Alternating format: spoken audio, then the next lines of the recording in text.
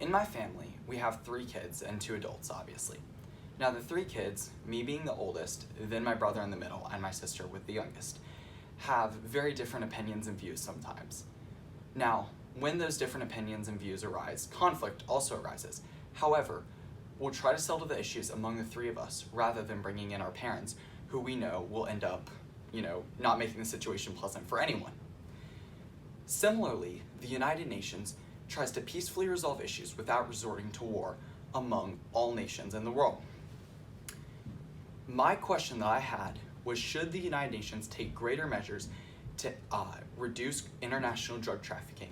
And the answer is yes. Not only does the United Nations have the power to stop international drug trafficking, they also have the responsibility in order to maintain the unity of their member nations. Let's break this down. First of all, currently the United Nations holds the power to stop international drug trafficking. It is within their jurisdiction. When drugs are trafficked from one country to another, it not only becomes a national issue, but an international issue. For example, according to the conversation, prescription narcotics are on the rise in Nigeria right now. Those drugs are not commonly produced in Nigeria. They're produced in America and Great Britain most commonly. So drug traffickers are importing those from America into Nigeria for their use there. That becomes an international issue and is now within the UN's jurisdiction.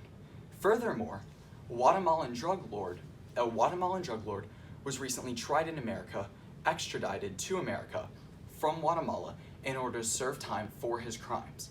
That's another example of international drug trafficking that the United Nations would have power over. Now, here's why they have to do it.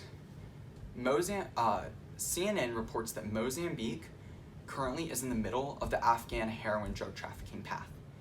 This creates issues because according to the UN representative from Mozambique, he claims that terrorism is on the rise in their nation as a result of the drug trafficking path through Mozambique. And he's not happy about this. It's creating issues between Afghanistan and Mozambique that could later lead to the split and one of those nations leaving the United Nations. So now I've established the fact that they have the power to help and the responsibility to maintain the unity, but these are pretty far-fetched ideas. So here's how we're going to do it practically. The biggest thing that the United Nations can do to stop international drug trafficking is extradition. Currently, according to CNN, the United Nations does not have the power to extradite criminals. However, they do have the power to economically and politically influence other nations. They can economically influence other nations by establishing taxes and dealing with their membership in the United Nations. Currently, according to All Africa, Israel recently voted to extradite child predator Malk Lief to Australia to serve time for the crimes he committed there. The problem is that the United Nations stepped in and tried to use its power to stop this extradition. Now, while not a drug-related case, it is a major issue with extradition. Should the United Nations use its powers of influence over every nation in the world, they can encourage extradition to be allowed everywhere. This extradition, if extradition were allowed in every nation, then it would not allow drug lords or any other major global criminals any place of refuge on the world stage. Furthermore, a Colombian ex-military member was found to have trafficked over $150 million worth of drugs to America. That's problematic because currently the United States is not allowed to extradite him from Colombia to America. This is a Colombian issue, not a UN issue.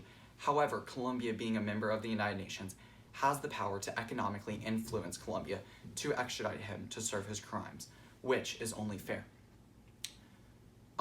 Now, that CNN article I mentioned earlier has further analyzed both of these cases actually as having, had the United Nations acted in the proper way, potentially putting a huge halt in international drug trafficking.